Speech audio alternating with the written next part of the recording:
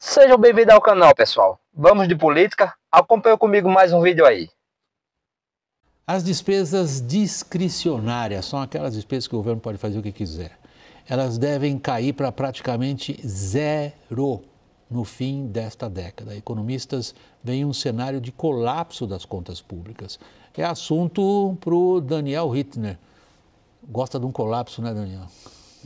Eu não tenho nada a ver com isso não, William. Você é só o mensageiro, sabemos, você é só o mensageiro. Vamos lá. A gente está só advertindo.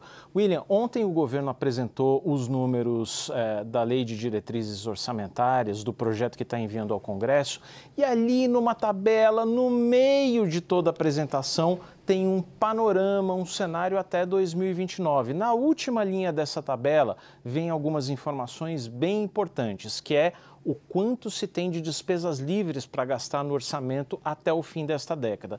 Em amarelo, a gente vê o valor nominal, em bilhões de reais. Em azul, a gente vai vendo a curva, o quanto isso representa como proporção do PIB.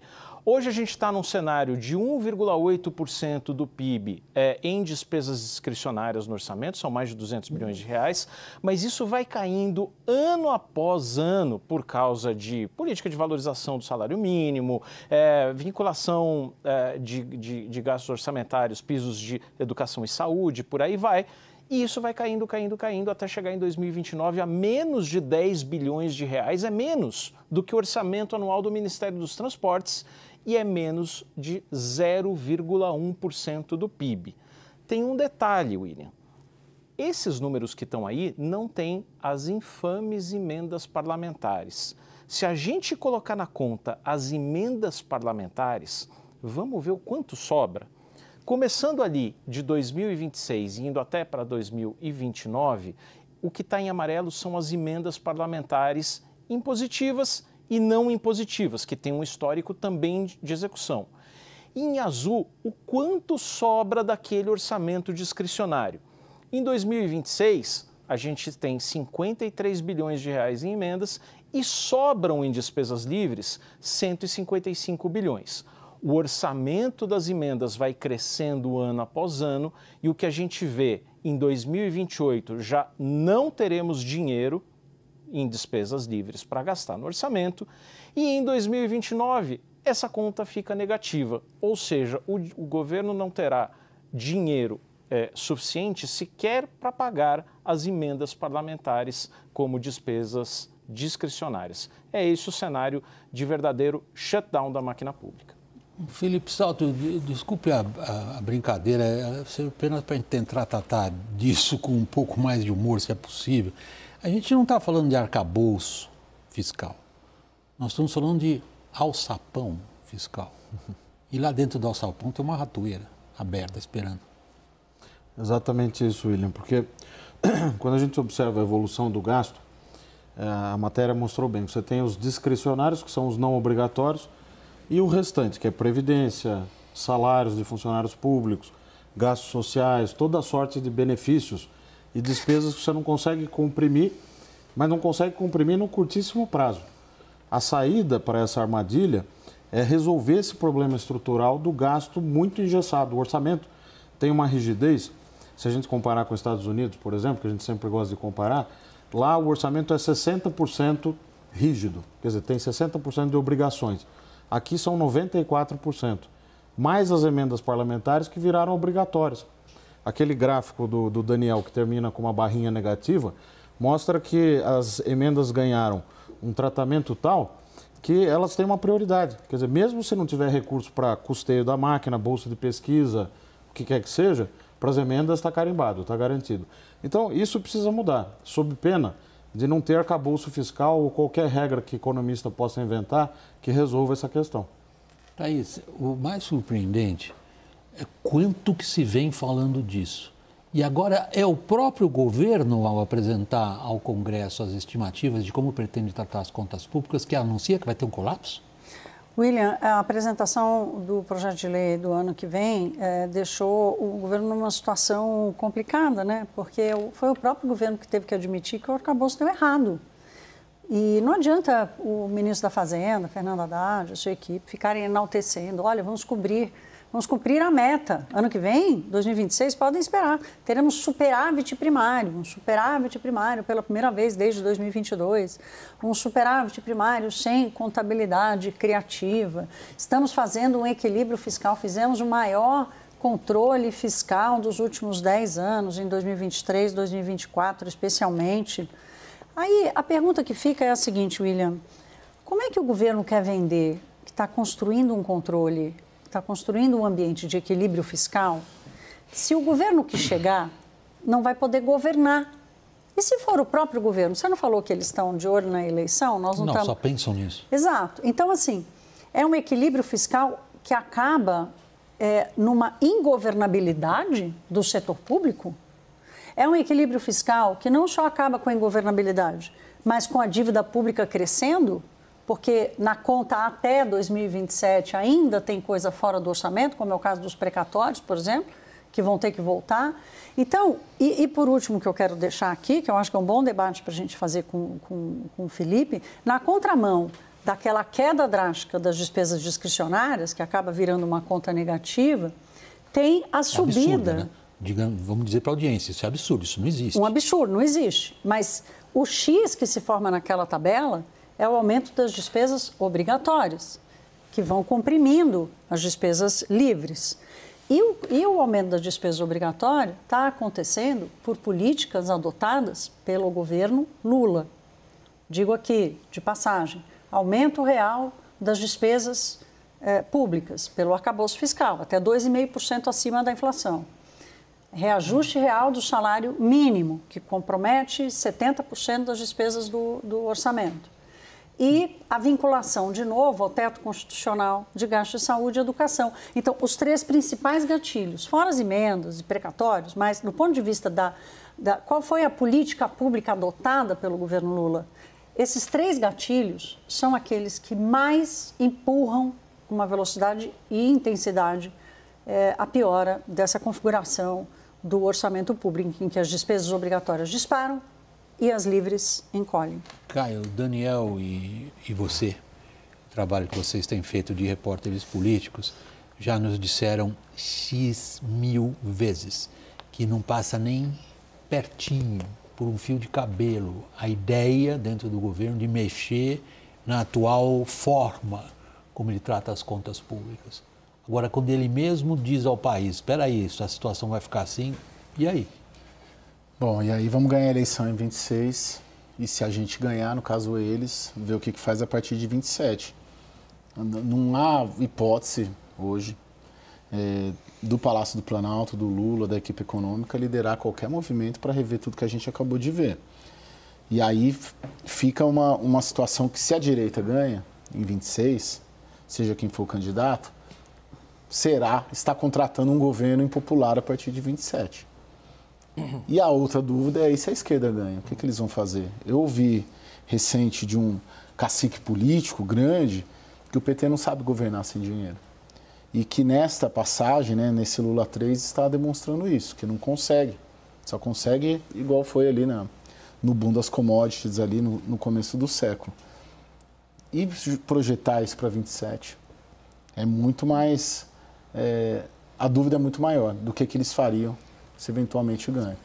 Felipe, como é que você vê a questão fiscal assim, nesse prazo mais curto? Algumas análises de risco, feitas inclusive por consultorias internacionais, assinalam o seguinte: não, a gente não registra uma queda abrupta, a gente registra uma lenta deterioração, ou não?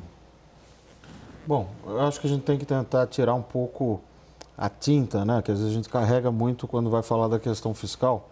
Obviamente que a situação é gravíssima e tudo mais, mas nós estamos longe de um quadro de insolvência. A dívida é muito grande, se aproximando de 80% do PIB, o que é aproximadamente 13 pontos percentuais do PIB superior à média dos países comparáveis, os emergentes, no grupo no qual o Brasil pode ser incluído.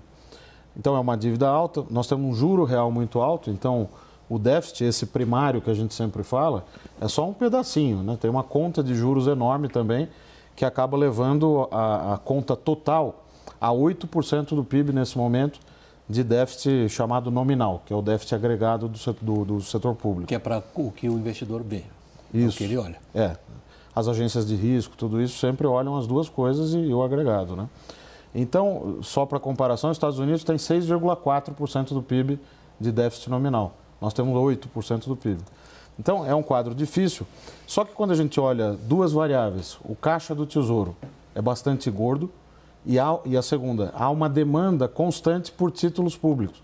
Isso não são características de um país que está indo à bancarrota. Isso pode mudar? Pode, é uma dinâmica.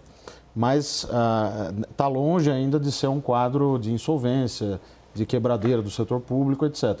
Agora, qual que é o problema então? É o nível elevado de gasto, a má qualidade da despesa e esse sistema orçamentário que entrou num piloto automático. Por exemplo, alguém é contra o gasto em saúde ou o gasto em educação? Não. Mas como fazer? O tamanho desse gasto, avaliar essa despesa. Então, se essa agenda não for enfrentada, em 2027, como disse a Thaís, o país fica ingovernável. Por isso que a minha aposta é que ela será enfrentada, não agora. Mas o governo que assumir, seja o mesmo governo ou um novo governo, vai precisar de um plano para as contas públicas, diferentemente do que aconteceu em 2023, em que se empurrou com a barriga e aí fez um ajuste de curto prazo em 2024. A solução, desculpa, William. Fica à vontade, cara, que é isso. No governo passado, o Paulo Guedes falava muito do DDD, né? De desvincular, desindexar. E o Bolsonaro, um governo de direita, a gente está falando, sempre vetou. Seria por aí o caminho, então? De desvincular, desindexar tudo. E desobrigar. E desobrigar os 3Ds, né? O Paulo Guedes estava correto nisso. Tinha que desvincular e desindexar. Essas duas palavras são muito importantes. Cada real de aumento no salário mínimo, o Armínio Fraga falou isso esses dias, foi crucificado, mas ele tem razão. R$1 no salário mínimo são 385 milhões de reais de despesas. Porque a política salarial, que é uma política de mercado de trabalho, virou uma política social. Ah, mas o aumento do salário mínimo reduziu a desigualdade. Veja, isso é o passado. Quer dizer, o que nós podemos fazer daqui para frente que seja mais eficiente, dado que a restrição orçamentária é muito maior, né? Então, desindexar é o caminho e desvincular, que a gente já tinha feito com a emenda 95 no governo Temer e o governo Lula reverteu em 2023. A saúde e a educação caminhavam com a inflação e aí eles reinstituíram a vinculação aos indicadores de receita, o que é um disparate. A receita cresce e você é obrigado a gastar mais. Só que a despesa vai crescer mais que a receita. O Daniel está me pedindo a palavra. Felipe, me corrija se eu estiver equivocado, a Thaís também sabe melhor do que eu. Você pode até ter uma ideia, como governo de turno, de que valorização do salário mínimo é uma política social importante ou cumprir os mínimos constitucionais de saúde e educação são políticas sociais importantes. O problema é que isso está comendo espaço orçamentário já, inclusive do Bolsa Família, inclusive de outros programas sociais que são considerados mais efetivos e mais focalizados, inclusive para o combate à desigualdade e à pobreza.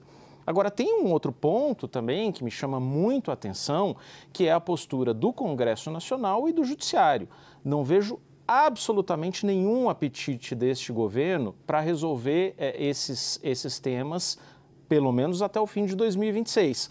Mas é preciso dizer que a postura do Congresso, não só com as emendas parlamentares, mas, por exemplo, acabamos de chegar ao limite pactuado de uso do PERSE, aquele programa de incentivos para o pessoal de eventos que sofreu na pandemia. Acabou, o Congresso está pedindo, está insinuando que vai querer mais dinheiro.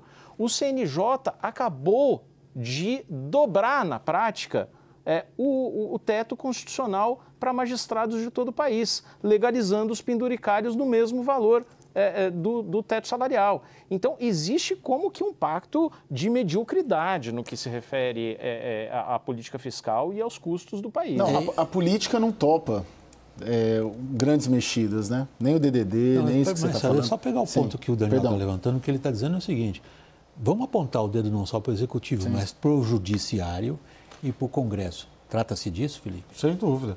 O Congresso, farinha pouca, meu pirão primeiro. Garantiram 52 bilhões de reais de emendas. Nós falamos aqui disso da outra vez também. O problema só cresceu.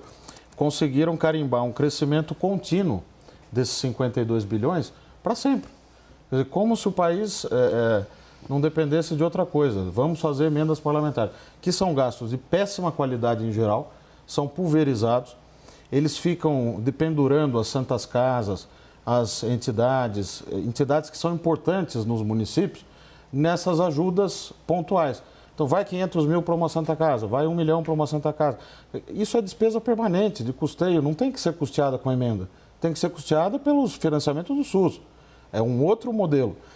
Então é preciso que o Congresso também ponha a mão na consciência, o que eu acho que vai ser difícil de ser feito sem um presidente da República que aponte o caminho.